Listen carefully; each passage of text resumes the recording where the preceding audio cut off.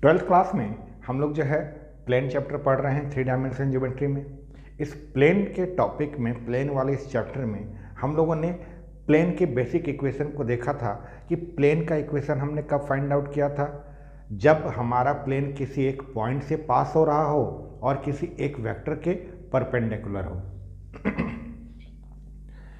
Plane का equation समझने के लिए जो शुरुआत से हम कहते आ रहे हैं उस पर आप हमेशा इस बात पर ध्यान दीजिए कि पूरे के पूरे प्लेन चैप्टर में प्लेन का नॉर्मल जो होता है ये बहुत अहम भूमिका अदा करता है।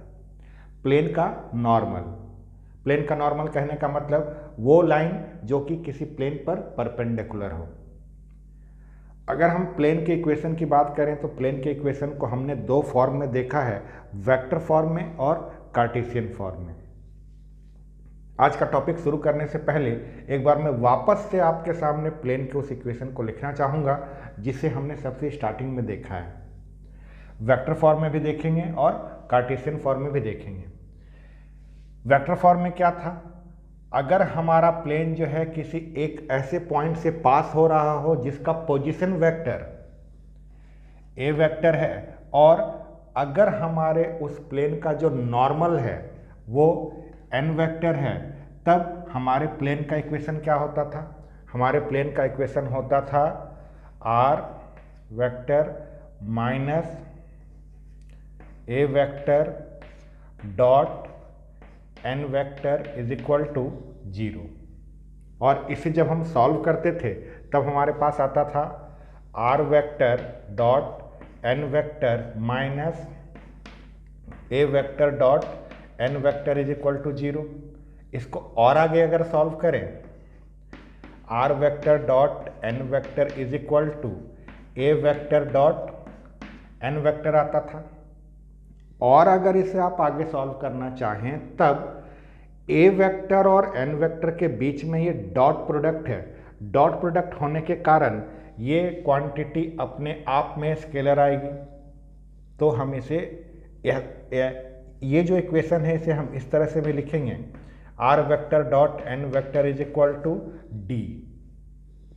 डी जो है यहाँ पर अपने आप में एक कांस्टेंट है। ये है प्लेन का इक्वेशन वेक्टर फॉर्म में। प्लेन के इक्वेशन को बनाने के लिए हमें क्या क्या चीज़ों की ज़रूरत थी।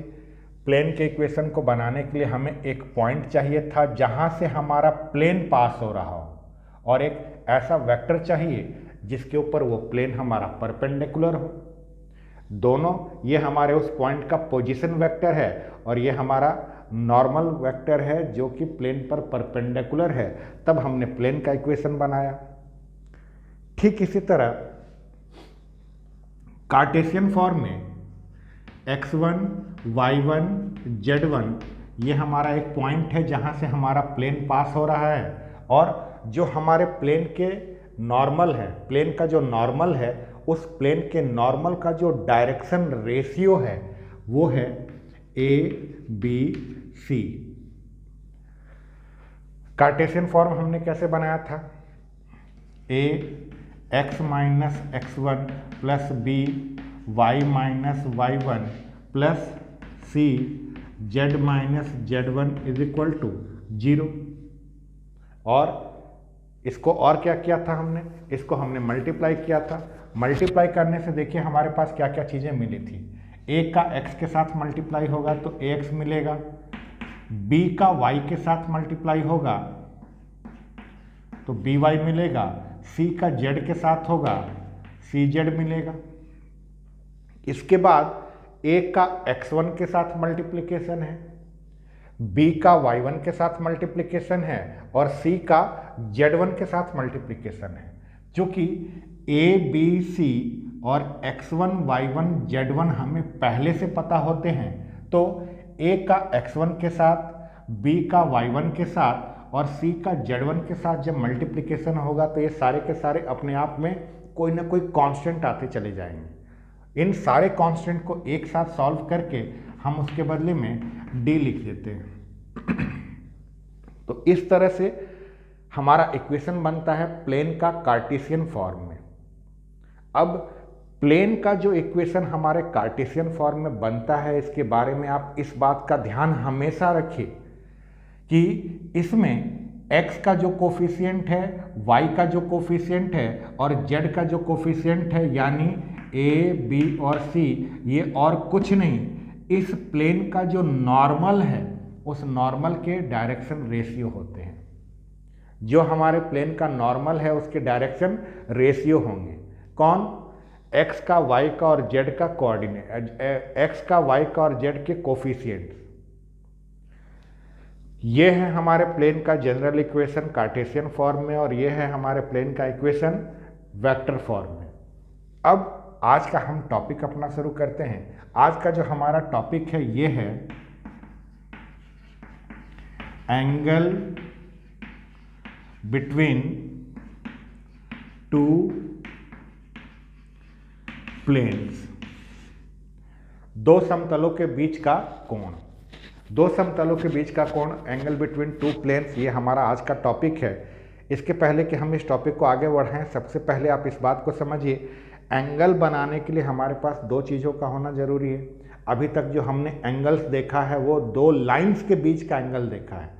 जब भी हमने ज्योमेट्री की बात की है तो उसमें जब भी हमने एंगल बनाया है तो उस एंगल को बनाने के लिए हमने दो लाइंस का यूज किया है। लेकिन यहाँ पर बात हो रही है टू प्लेन्स की, दो समतलों की, यानी दो समतल के बीच में एंगल बनाना है। तो एंगल बनाने के लिए अब यहाँ पर हमारे पास लाइन नहीं होगा, अब हमारे पास पूरा का पूरा प्लेन है। दो प्लेन के बीच का एंगल बनाना है, यानी आपको दो प्लेन लगेगा।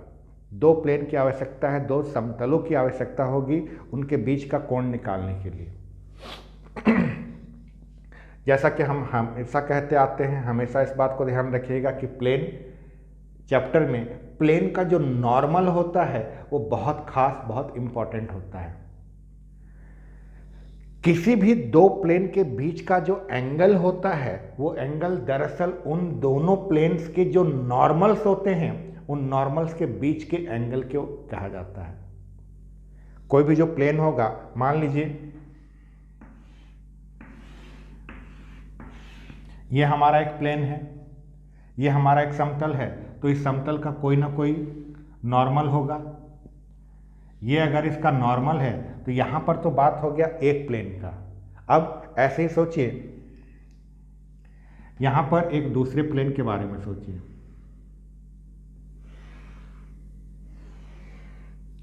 ये मान लीजिए आपका एक दूसरा प्लेन है। ये अगर आपका एक दूसरा प्लेन है, इसको थोड़ा सा और अच्छे से देखते हैं, ट्रायंगल टाइप का दिख रहा है।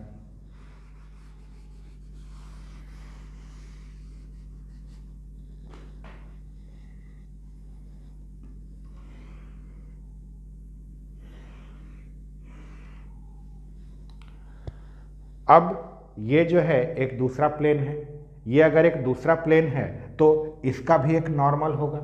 इसका जो नॉर्मल होगा, मान लीजिए वो ऐसे होगा, ये यहाँ पर परपेंडिकुलर है।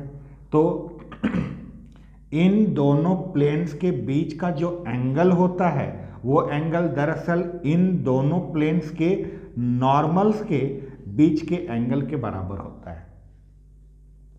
दोनों प्लेन्स का जो नॉर्मल होगा, उन दोनों नॉर्मलों के बीच का जो एंगल होगा वही दोनों प्लेन्स के बीच का एंगल कहलाता है। अब मान लीजिए एंगल बनाने के लिए हमारे पास दो प्लेन्स हैं, तो दोनों प्लेन्स के बीच जो नॉर्मल्स हैं उन नॉर्मल्स के बीच का एंगल अगर थीटा है तो चलिए हम इस थीटा को फाइंड आउट करते हैं। इस थीटा को फाइंड आउट करने के लिए हमें क्या क्या चीज़ों की ज़रूरत होती है, हम उसको अब यहाँ से शुरू करते हैं। टॉपिक हमारा आज का यही है। तो सबसे पहला चीज़ जो हमें चाहिए वो हमें दो प्लेन होना चाहिए। हमारे पास दो प्लेन होगा तभी तो हम उसके बीच का एंगल फाइंड आउट करेंगे। अब इस टॉपिक की चर्चा हम दो अलग अलग हिस्सों में करेंगे। दो अलग अलग हिस्सों में पहला हिस्सा हमारा वेक्टर से रिलेटेड होगा और दूसरा कार्टेशियन फॉर्म में होगा। यानी प्लेन को हम सबसे पहले वेक्टर फॉर्म में लेंगे। क्योंकि हमें दो प्लेन्स की आवश्यकता है तो प्लेन का जो इक्वेशन होता है वेक्टर फॉर्म में वो ये होता है। अब ऐसे ही हमको एक और प्लेन की ज़रूरत है, तो let the two planes be R vector dot n1 vector is equal to d1 and r vector dot n2 vector is equal to d2। ये हमारे दो अलग अलग प्लेन्स हैं, वेक्टर फॉर्म में हैं। यहाँ पर ये n1 वेक्टर जो है पहले वेक्टर का नॉर्मल है और ये n2 वेक्टर जो है ये दूसरे वेक्टर का नॉर्मल है। And let the angle between the two normals be theta. दोनों जो हमारे नॉर्मल हैं उन दोनों नॉर्मल के बीच का जो एंगल हमने माना वो थीटा मान लिया। अब आइए जरा सोचिए, ये n1 और n2 क्या है? n1 और n2 जो हैं वो हमारे प्लेन्स के नॉर्मल हैं। किस फॉर्म में है? वेक्टर फॉर्म में। वेक्टर फॉर्म में जो हमारा नॉर्मल है वो ये n वेक्टर है। ये n वेक्टर यहां पर दरअसल n1 वेक्टर है और यहां पर वही वाला n वेक्टर जो है वो n2 वेक्टर है। किस फॉर्म में है ये n1 वेक्टर और ये n2 वेक्टर जो है वेक्टर फॉर्म में है। तो अब देखिए, वेक्टर चैप्टर पढ़ने का सबसे इम्पॉर्टेंट फायदा जो है वो ये है कि आगे की चीजें हमें बहुत आसानी से समझ में आती हैं। हमने वेक्टर चैप्टर में दो वेक्टरों के बीच का एंगल का फॉर्मूला पढ़ा है। दो वेक्टरों के बीच का एंगल का फॉर्मूला हमने यहां पर दोनों नॉर्मल्स के बीच के एंगल को थीटा लेट किया है। तब cos theta is equal to क्या होगा? n1 dot n2 upon mod में n1 वेक्टर, सेकेंड मॉड में n2 वेक्टर। याद कीजिए वेक्टर चैप्टर में हमने दो वेक्टर्स a और b के बीच का एंगल फाइंड आउट किया था। cos theta is equal to a vector dot b vector upon mod a vector into mod b vector. Same वही फॉर्मूला हमने यहाँ पर अप्लाई कर दिया। यही होता है फॉर्मूला दो वेक्टर्स के बीच का एंगल का, जब वो वेक्टर्स नॉर्मल फॉर्म में, जब वो वेक्टर ये है वो फॉर्मूला दो प्लेन्स के बीच का एंगल फाइंड आउट करने के लिए, जब वो प्लेन्स जो हैं वेक्टर फॉर्म में हो है। अब चूंकि दो प्लेन्स के बीच का हमने एंगल के फॉर्मूले की बात की, तो चलिए अब लगे हाथों बात कर लेते हैं इन दोनों प्लेन्स के एक दूसरे पर परपेंडिकुलर होने और एक दूसरे के पैरेलल होने के बारे में। बात करते हैं सबसे पहले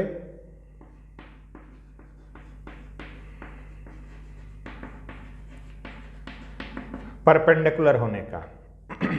एक प्लेन पर अगर दूसरा प्लेन परपेंडिकुलर है, एक समतल पर अगर दूसरा समतल लंब है, तो दोनों के बीच का एंगल 90 डिग्री होगा।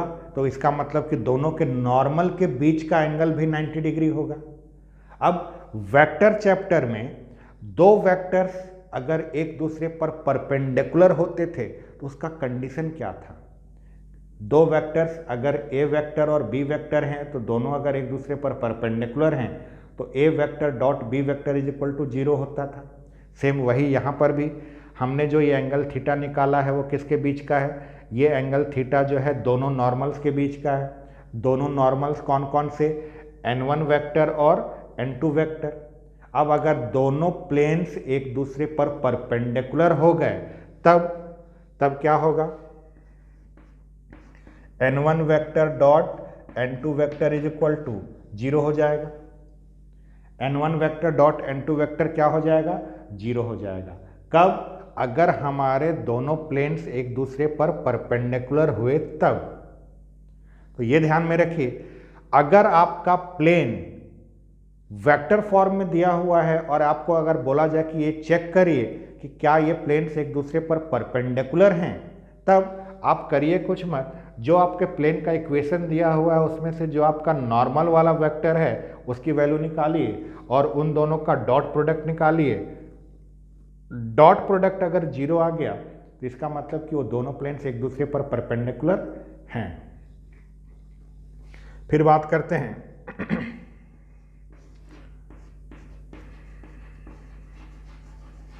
पैरेलल की। दो प्लेन्स अगर एक दूसरे के पैरेलल हैं, दो प्लेन्स अगर एक दूसरे के समानांतर हैं तो दोनों का नॉर्मल भी एक दूसरे के पैरेलल होगा। जाहिर सी बात है, दो समतल अगर एक दूसरे के समानांतर हैं तो दोनों के अभिलंब जो हैं वो भी एक दूसरे के समानांतर होंगे।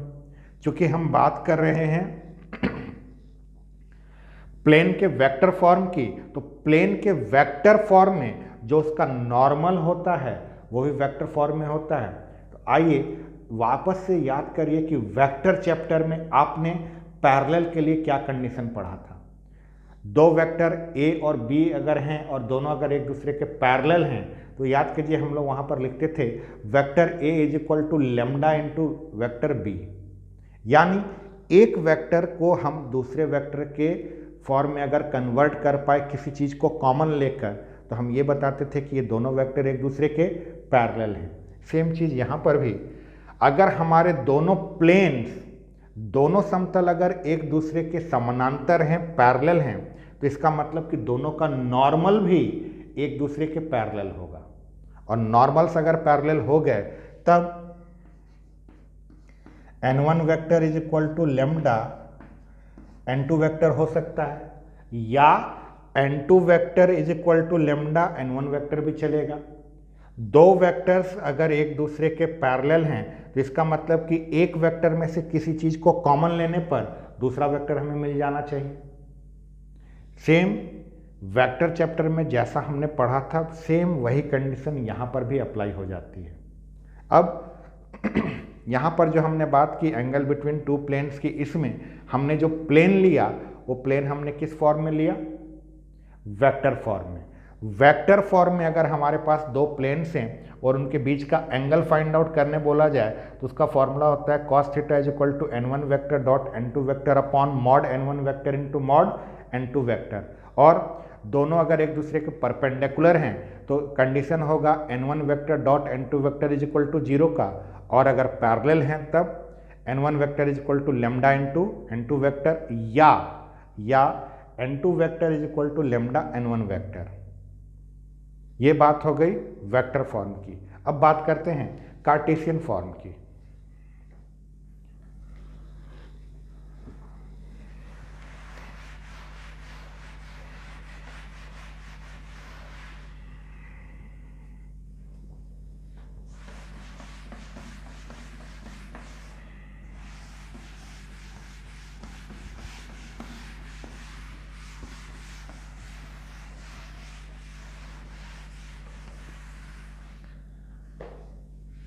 प्लेन का ये हमारा कार्टेशियन फॉर्म है। अब चूंकि हमें एंगल फाइंड आउट करना है तो हमें ऐसे ऐसे दो प्लेन्स लेने होंगे। तो यहाँ पर हम शुरुआत करते हैं, let the two planes be a1x plus b1y plus c1z plus d1 is equal to 0 and a2x plus b2y plus c2z plus d2 is equal to 0। ये हमने दो प्लेन्स ले लिए कार्टेशियन फॉर्म में। प्लेन जब कार्टेशियन फॉर्म में होगा तो वहाँ पर आप कुछ चीज़ों का ध्यान हमेशा रखें।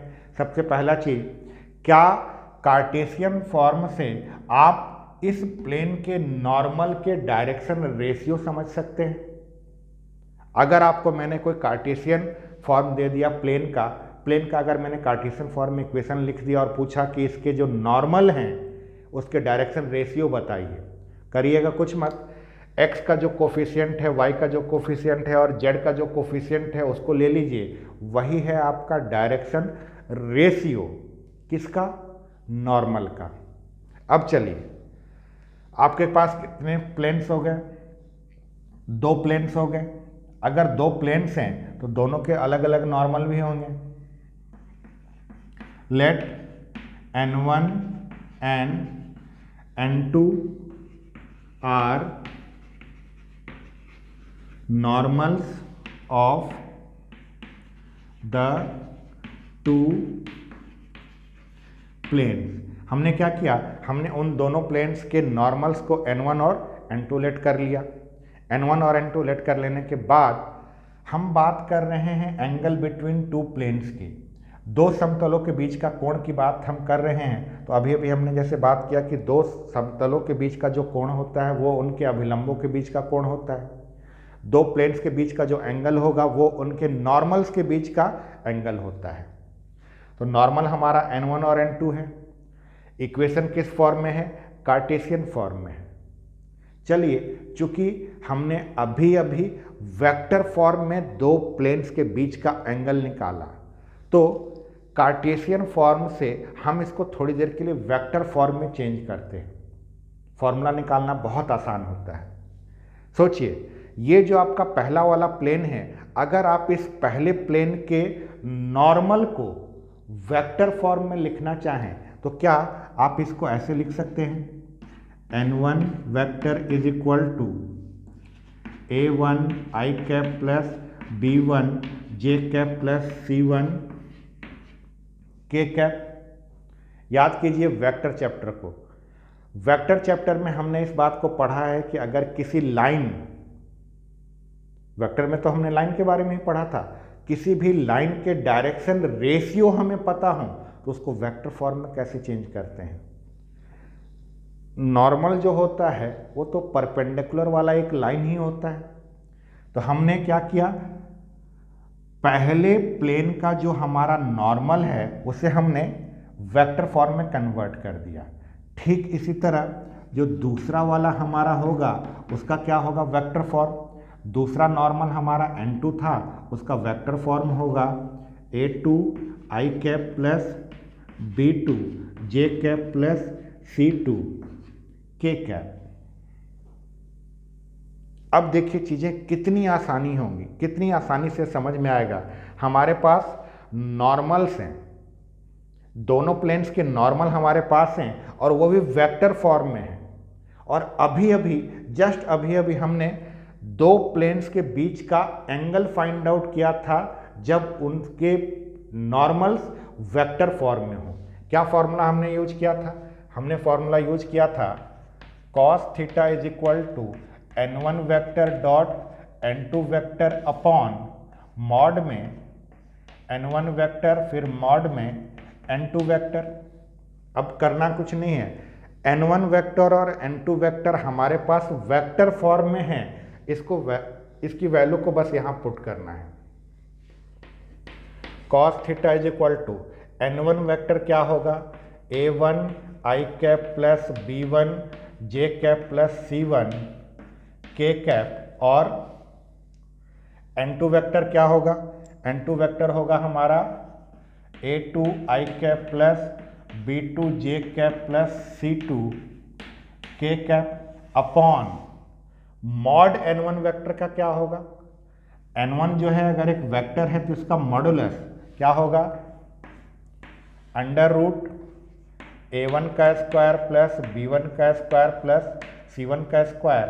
और n2 वेक्टर का मॉड क्या होगा, a2 square plus b2 square plus c2 square.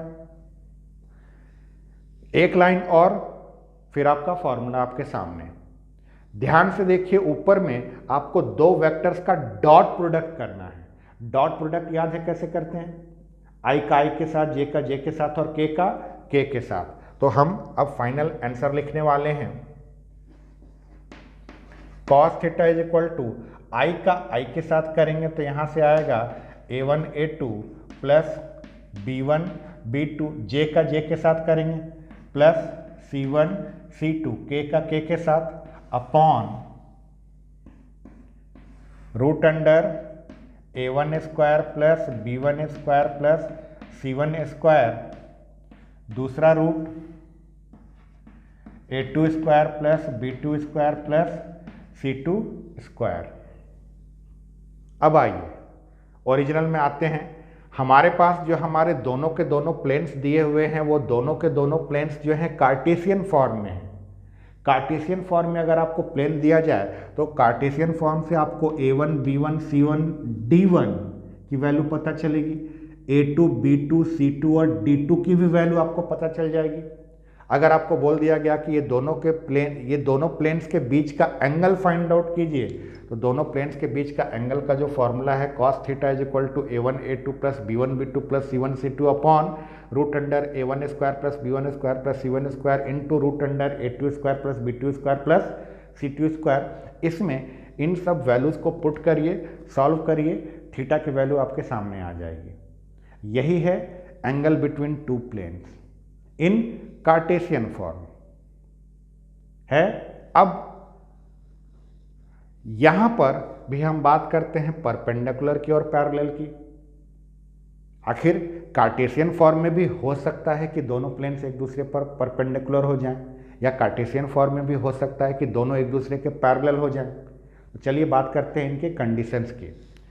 Conditions वही है, चूंकि हमने कार्टेशियन फॉर्म से उन दोनों प्लेन्स के नॉर्मल का वेक्टर फॉर्म निकाला, अब इसे बस यहाँ पर पुट करना है। कंडीशन तो वही रहता है, दो प्लेन्स अगर एक दूसरे पर परपेंडिकुलर हैं तो इसका मतलब कि दोनों के नॉर्मल्स का डॉट प्रोडक्ट जीरो होना चाहिए। करना क्या है? करना कुछ नहीं है, n1 और n2 की जगह पर ये वैल्यू पुट करिए। n1 और n2 की जगह पर जब वैल्यू पुट करेंगे तब यही तो है, यहां पर तो देखिए हमने निकाला n1 vector dot n2 vector. आखिर n1 vector dot n2 vector यही वाला पार्ट है। इस वाले पार्ट को हमने सॉल्व किया था तो क्या आया था? आया था a1 a2 plus b1 b2 plus c1 c2। तो मैं डायरेक्टली लिख देता हूँ a1 a2 plus b1 b2 plus c1 c2 is equal to 0। a1 a2 plus b1 b2 plus c1 c2 is equal to 0, ये condition है दो planes के एक दूसरे पर परपेंडिकुलर होने का, जब आपका प्लेन का इक्वेशन कार्टेशियन फॉर्म में हो। कार्टेशियन फॉर्म में जब आपका प्लेन दिया हुआ हो तो वहां से आप बड़े आराम से a1 a2 b1 b2 c1 c2 का वैल्यू निकाल सकते हैं। उन दोनों को मतलब a1 a2 b1 b2 c1 c2 को आपस में मल्टीप्लाई करके जोड़ दीजिए। अगर सॉल्व करने पर 0 आ गया, इसका मतलब कि कार्टेशियन फॉर्म में जो आपके दोनों प्लेन्स हैं वो एक दूसरे पर परपेंडिकुलर हैं। बात करते हैं पैरेलल होने की। तो पैरेलल होने के लिए चलिए यहाँ पर भी n1 और n2 की वैल्यू को पुट करिए। अब यहाँ पर n1 और n2 की वैल्यू को जब हम पुट करेंगे तो हमारे पास आएगा a1 i cap plus b1 j cap plus c1 k cap is equal to lambda हमारा वैसे का वैसे ही है n2 vector a2 i cap plus b2 j cap plus c2 k cap. ये हमारा a1 i cap plus b1 j cap plus c1 k cap वैसे का वैसे ही। लेमडा का जब इसके साथ मल्टीप्लाई होगा, lambda a2 i cap plus lambda b2 j cap plus lambda c2 k cap आएगा। अब यहाँ पर फिर से वापस आइए वेक्टर चैप्टर। वेक्टर में हमने पढ़ा है इज इक्वल टू के पहले इसको ध्यान से देखिए, ये अपने आप में एक वेक्टर है। इज इक्वल टू के बाद इसको भी देखिए, ये भी अपने आप में एक वेक्टर है। दो वेक्टर्स एक दूसरे के इक्वल कब होते हैं?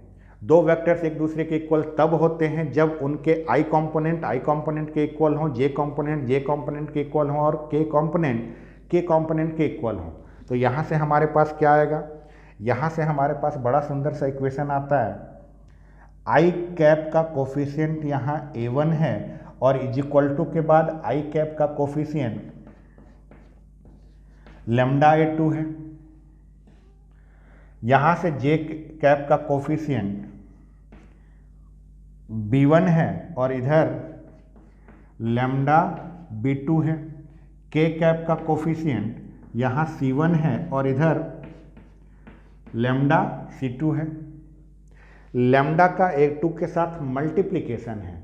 अगर मैंने A2 को इधर भेजा तो हमारे पास क्या आएगा, A1 by A2 is equal to lambda.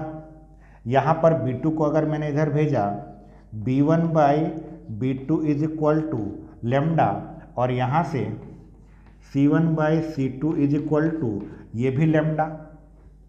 A1 by A2 भी लेमडा, B1 बाई B2 भी लेमडा और C1 बाई C2 भी लेमडा। अगर ऐसा है तो इसका मतलब कि ये सब तो आपस में बराबर हो गए। तो हाँ, इसको वापस से जब आप लिखेंगे तो कुछ ऐसा पाएंगे, A1 by A2 is equal to B1 by B2 is equal to C1 by C2। और यही वो कंडीशन है जब आपके दो प्लेन्स एक दूसरे के पैरेलल हों।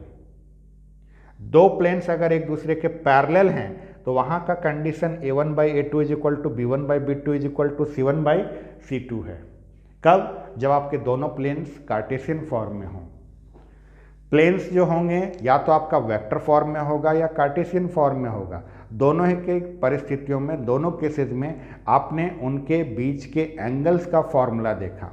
अब एंगल्स का केवल फॉर्मूला ही नहीं देखा, उसके अलग अलग कंडीशंस के बारे में भी हमने बात किया कि जब वो एक दूसरे पर परपेंडिकुलर हो तब क्या कंडीशन होता है। ये n1 dot n2 is equal to 0 vector form के लिए था, और a1 a2 plus b1 b2 plus c1 c2 is equal to 0 ये कार्टेशियन फॉर्म के लिए था। अगर वही दोनों प्लेन्स एक दूसरे के पैरेलल हो गए तो n1 vector is equal to lambda n2 vector, ये था वेक्टर इक्वेशन के लिए, और a1 by a2 is equal to b1 by b2 is equal to c1 by c2 ये है कंडीशन कार्टेशियन फॉर्म के लिए। ये था हमारा आज का topic, angle between two planes.